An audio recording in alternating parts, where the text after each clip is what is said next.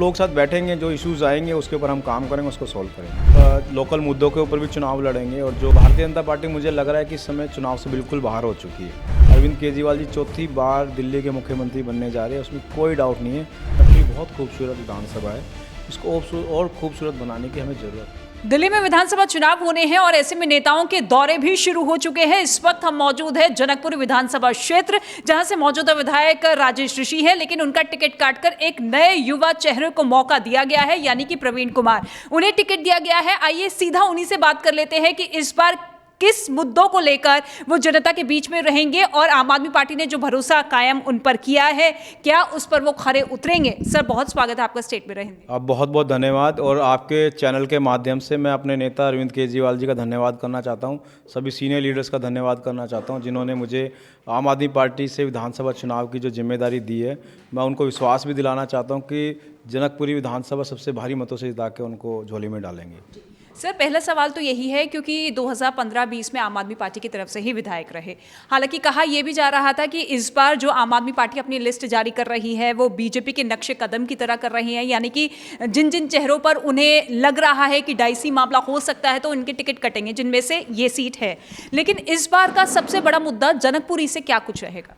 देखिए, मुद्दे की बात, जो टिकट की आपने बात की है, वो तो सब ग्राउंड पे सर्वे हुआ है और जनता ने मोहर लगाई है कि किस व्यक्ति को चुनाव लड़ना चाहिए था। पार्टी ने अपने कैंडिडेट सर्वे में डाले, जो भी 5-6 लोग मांग रहे थे। उसके बाद ग्राउंड पे लोग गए, उन्होंने, जनता ने कहा कि भाई इस व्यक्ति को चुनाव लड़ना चाहिए। तो केजरीवाल जी ने कहा ठीक है, हम आपके कहने पे उस व्यक्ति को चुनाव लड़वाएंगे। और जनकपुरी के जो मुद्दे हैं, वो जो जनरल हमारे जो छोटे छोटे इशूज़ है, वो हम लोग साथ बैठेंगे, जो इशूज़ आएंगे उसके ऊपर हम काम करेंगे, उसको सॉल्व करेंगे। अच्छा, एक सवाल ये, क्योंकि अब नेशनल लेवल पर आम आदमी पार्टी की तरफ से एक नैरेटिव सेट कर दिया गया है कि अंबेडकर का अपमान बीजेपी की तरफ से किया है, और केजरीवाल ने भी इस बात को साफ कर दिया है कि घर घर ये मैसेज पहुंचाएंगे। तो लोकल मुद्दों पर इस बार चुनाव लड़ा जाएगा, या वो नैरेटिव जो सेट किया जा रहा है उसे ही आप घर घर पहुंचाएंगे? देखिए, हर मुद्दे को हम लोग लोकल मुद्दों के ऊपर भी चुनाव लड़ेंगे और जो नेशनल नैरेटिव है उसके ऊपर भी काम करेंगे। भारतीय जनता पार्टी को शर्म आनी चाहिए। जिस लोकसभा में वो विधानसभा में बैठे हैं, वो बाबा साहब की देन है, उन्हीं को आप गाली दे रहे हैं। शर्म आनी चाहिए उन लोगों को, इस तरीके से नहीं करना चाहिए। और देश की और दिल्ली की जनता देख रही है और वोट के माध्यम से वो इसको जवाब देगी इस बार। नहीं, क्योंकि विपक्ष ये भी कह रहा है कि देखिए 2013 में जिस तरीके से कांग्रेस का फायदा उठा के आम आदमी पार्टी ने 49 दिनों की सरकार बनाई, उसी तरीके से ठीक वैसे ही माहौल है। क्योंकि ये वीडियो तो कांग्रेस की तरफ से बाहर लाया गया, वायरल किया गया, लेकिन इसका सियासी फायदा जो है केजरीवाल जी ले रहे हैं। देखिए, वो तो राजनीति है, चलता रहता है। बट भारतीय जनता पार्टी, मुझे लग रहा है कि इस समय चुनाव से बिल्कुल बाहर हो चुकी है। और क्योंकि जो अब अरविंद केजरीवाल जी ने जो 2 रेवड़ियाँ और दी हैं, तो उन स्कीमों के माध्यम से आप अभी अगले 10 दिन के अंदर देखिए, जो कैंपेन हमारा स्टार्ट होने वाला है, उसके बाद तो मतलब बीजेपी के पास कुछ रहेगा नहीं। मुझे लोग बता रहे, आज ही लोग बता रहे कि जनकपुरी के जो मांग रहे थे टिकट, वो भी कह रहे भैया हमें चुनाव नहीं लड़ना, कहीं और विधानसभा से हमारे को टिकट दिलवा दो चुनाव लड़ने के लिए। तो माहौल जो है वो आम आदमी पार्टी के बिल्कुल फेवर में है। अरविंद केजरीवाल जी चौथी बार दिल्ली के मुख्यमंत्री बनने जा रहे हैं, उसमें कोई डाउट नहीं है। सारी माताएं बहनें, सभी बुजुर्ग, हमारे युवा साथी सब चाहते हैं कि फिर से केजरीवाल।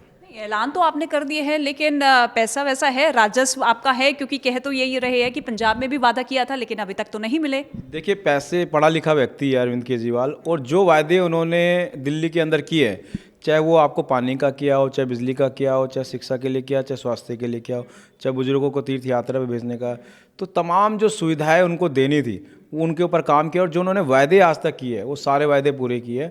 और दिल्ली की जनता को यकीन है कि उनका बेटा, उनका भाई जो वायदा कर रहा है वो वायदा पूरा करेगा।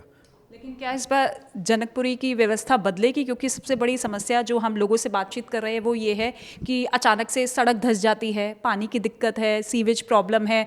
तो ये लोकल मुद्दे आखिर उस तरह से सॉर्ट आउट क्यों नहीं होते जो कि राजनीतिक पार्टियां दावा करती हैं? देखिए, क्या होता है कि जैसे आपने सड़क धंसने वाली बात करी है, हो सकता है कोई पानी की लीकेज लाइन वहाँ पर हो और उस लाइन की लीकेज का डिपार्टमेंट को ना पता लगने की वजह से वो धंसी है।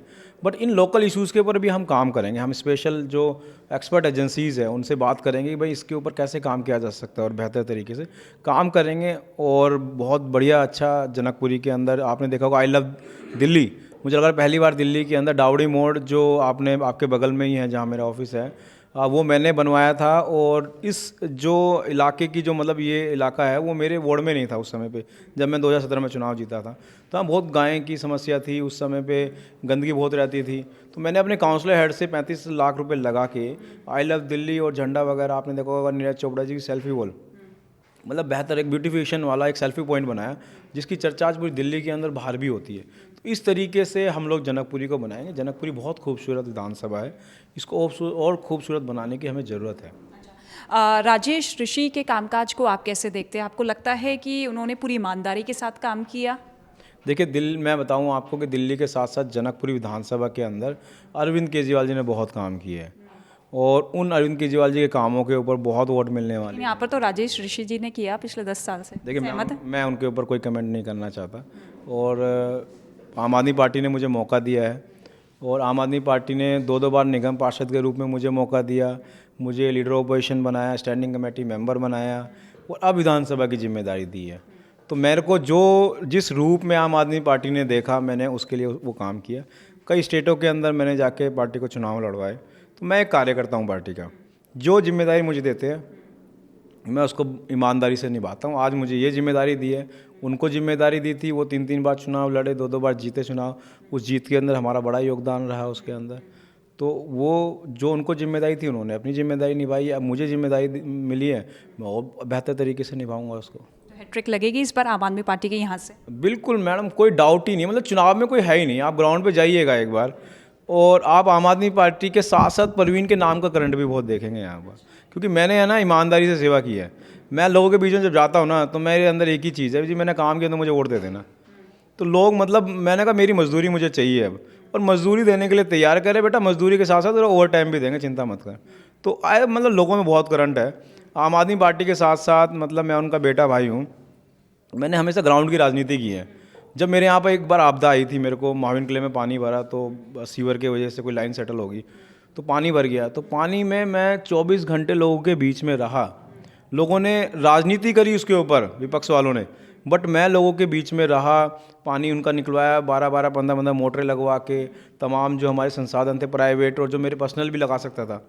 और जब चुनाव में दोबारा उसके बाद जब चुनाव मैं लड़ा, तो लोग मुझे कह रहे थे कि यार इससे बड़ा नेगेटिव इम्पैक्ट गया होगा, आपको वोट कम मिलेगी। बट मुझे उससे पहले से ज़्यादा लोगों ने वोट दी। उन्होंने कहा कि यार ये आपदा आई तो हमारा बेटा हमारे साथ खड़ा था। तो राजनीति में लोगों को चाहिए क्या? लोगों को आप वो नेता चाहिए जो आपके बीच में ज़मीन में आपके साथ आपदा में भी खड़ा मिले। तो मैंने 24 घंटे लोगों की सेवा करी है। अब मेरा मजदूरी लेने का समय है, तो मैं मजदूरी लेने के लिए निकलूंगा लोगों। तो पार्षद के तौर पर जो आपने कामकाज किया ग्राउंड जीरो पर, वो आपका यूएसपी है? बिल्कुल मेरा मैंने कहा जी मेरी काम ही मेरी पहचान है। मैं लोगों को भी यही बोलता हूँ कि मैं सिर्फ काम की राजनीति करता हूँ। केजरीवाल का चेहरा मेरा माना, केजरीवाल जी तो हमारे बिग बॉस है, मतलब उनके आगे तो हमारी क्या औकात है। बिग बॉस है हमारे। केजरीवाल जी को मतलब 4थी बार दिल्ली की जनता मुख्यमंत्री बनाना चाहते हैं। मैं केजरीवाल जी के बिना कुछ नहीं हूँ। मैं तो केजरीवाल जी का एक सिपाही हूँ, जो उनका झंडा लेके सड़कों पे निकलता हूँ। जैसा वो दिल्ली के लिए काम करते हैं, ऐसा मैं जनकपुरी के लिए काम करूँगा। कोई बाधा तो नहीं आएगी इस बार? नहीं, कोई बाधा नहीं मैडम। मैं बता रहा हूँ आपको कि कोई मतलब विपक्ष में कोई है ही नहीं। आप जाके बीजेपी वालों से पूछिए कि भाई टिकट लेनी है, वो टिकट लेने के लिए भी तैयार नहीं है। कांग्रेस पे तो कोई लड़ना ही नहीं चाह रहा, मतलब जबरदस्ती भी टिकट दे रही है तो वो भी नहीं लड़ रहा चुनाव। मतलब एक तरफा जीत? एक तरफा मतलब चुनाव, देखो काम, मैंने कहा ना काम की जीत है इस बार। मैं वोट मांग रहा हूँ अपने काम के ऊपर। और एक चीज़ और बता दूँ आपको, जब मैं जनकपुरी के नए इलाके में जा रहा हूँ तो वहाँ वेव ट्रैवल हो रही है। तो मैं मतलब एक RW के साथ बैठा मार्केट एसोसिएशन के, तो कुछ नाराज़ थे किसी व्यक्ति से, नेता से, कि यार सब नेता आते हैं ऐसे ही आते हैं और वो वादे कर जाते हैं चुनाव में। तो फिर उन्होंने बाद में बताया कि हमने ना आपका सर्वे कर लिया, मतलब लोग ग्राहक आते हैं, उनसे बात होती है, लोगों से फ़ोन पे बात हो रही है, तो लोग कह रहे हैं आपके बारे में कि आपने काम अच्छा किया और अच्छा व्यक्ति है। तो एक व्यक्ति की मतलब एक जो ट्रैवल होती है बातें, जब महावीर क्लेव सीतापुरी वाले लोग दूसरे लोगों को बता रहे हैं कि यार लड़का बहुत अच्छा है, काम करने वाला है, मतलब काम करने वाली जो पहचान है ना, वो मेरी यूएसपी है। चलिए, बहुत बहुत शुक्रिया प्रवीण जी हमसे बातचीत करने के लिए। तो प्रवीण कुमार जी को आप सुन रहे थे, जो कि कह रहे हैं कि अपने काम के दम पर हम जनता के बीच में मौजूद है और अपनी जीत को लेकर पूरी तरीके से आश्वस्त नजर आते हुए दिख रहे हैं। कैमरा पर्सन अखिल के साथ मैं ऋतिका सिंह, जनकपुरी।